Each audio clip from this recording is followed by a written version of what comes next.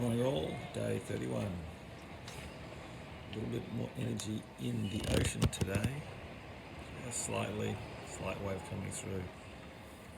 Yesterday everyone was saying I spoke to absolutely gorgeous day, and I can see the exact same for today. We're so lucky to be in this country, to be in this state. I know things are a bit tough, but when you just go for a walk and check it out, I'd much rather be here than in some little mud hut in Afghanistan or somewhere. Anyway, that's it for today. Put the details down below. Get out and enjoy it. Today we're going to sort out the bees.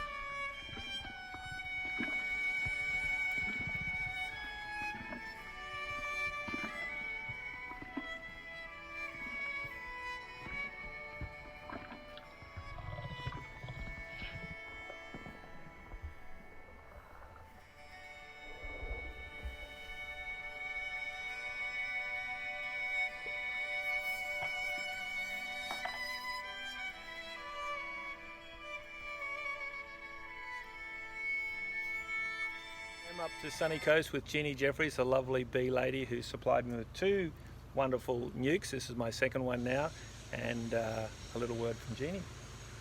Well, you enjoy your bees. The best thing out. It's great to sit and have coffee with your bees first thing in the morning. Thanks, Jeannie. That's great. Well, here's my little beehive, registered G600. It has to be registered with the DPI. It's just on the front part of the house, down near the highway on the left there. So I've got 6 frames from Jeannie, which I put in last night. I need to add another 2 wooden frames. So suited up in my little nuke suit there, and just taking the lid off. And then there's a top capping there with a hole in. I get the smoker out. The smoke, what it does is makes them think that there's a fire, and they tend to gather honey and puts them in a submissive mode, not wanting to sting, and it calms them down. Take this top cap off. Few bees on there, just be careful don't squash any. And there's 6 frames in there. I just had to readjust them a little bit. And the nucleus I got a queen. I got about 5,000 workers and maybe 500 drone bees. And this is a beautiful hive, very calm, placid bees. And you'll notice as I pull out the frames, you'll see one of the frames has bees on it and some homemade cells, and in there that's a beautifully formed deposit of larvae, and they've all been capped. When a queen does a good job, she'll cap them all close together, and it's like one big blanket of capping, and that's a sign of a good queen that lays her brood really well. So really happy with that, and Jeannie did like that when she sold it to me. I'm now just putting in the other 2 frames here in the side. One of them has what we call foundation, which is a piece of wax. To start the hive off, you put the foundation in, and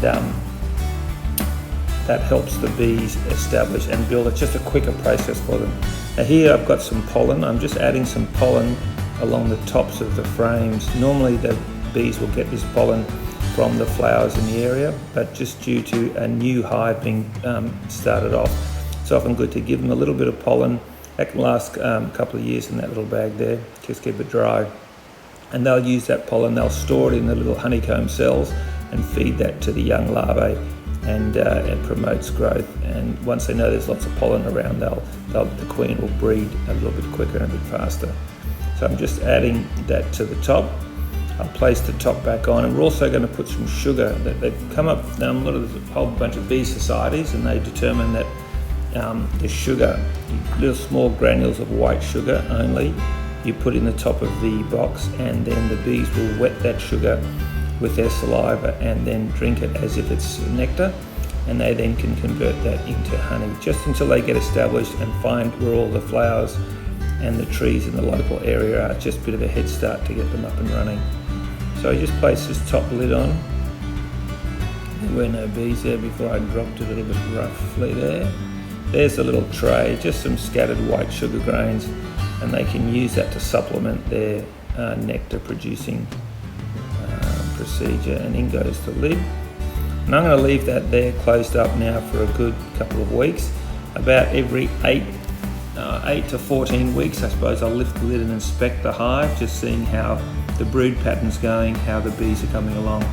And eventually, when that's filled enough, we'll film it, and I'll be putting the super on top. And the super is where all the honey is with the flow hive mechanism. So there she is, all ready for the next couple of months. Expect that to be filled in 3 or 6 months. Here's some fascinating facts. Quite amazing how hard these bees work and what they do. That jar of honey there requires nearly 1,100 bees, travelled 180,000 kilometres, and 4.5 million flowers were visited to produce that, which is a pretty amazing feat.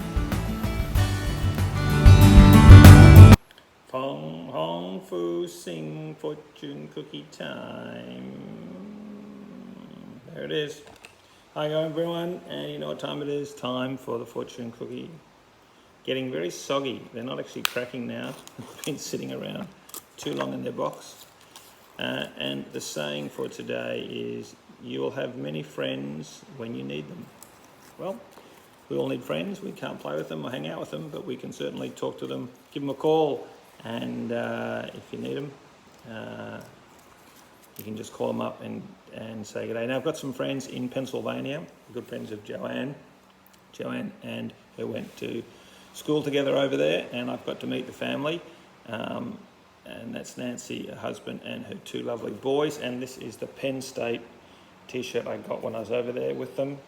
Penn State University, pride of the Nittany Lions. That's their footy team. And a shout out to Nancy and everyone over in Pennsylvania, and hope you're well. And that's the fortune cookie of the day. Good morning, everyone. I have a ducky for you this morning. Lady went into a butcher shop and she requested a duck, please. So the butcher said, yes, hang on lady, I'll go out and get you one. They were at the back. So he came back and gave her the duck, and she lifted the tail up and had a look at the duck, and she said, no, that's not an Australian duck, that's a Chinese duck. Give me another one. So he went back at the back and he came back with another one, and she got her glasses and inspected this one by lifting its tail up and having a look. No, she said, that's not an Australian duck either. I want an Australian duck. That's an American one. Have you got any more? And he said, yes, I've got one more outside, lady. And she said, well, let me have a look at that one. So he went away and he brought that one back. And she got her glasses again and lifted the tail up and had a look. She said, no, that's fine. That's just what I want, an Australian duck. Thank you very much. By the way, she said, where do you come from? You've got a Australian accent. And he said, well, madam, you know so much about everything. Where do I come from?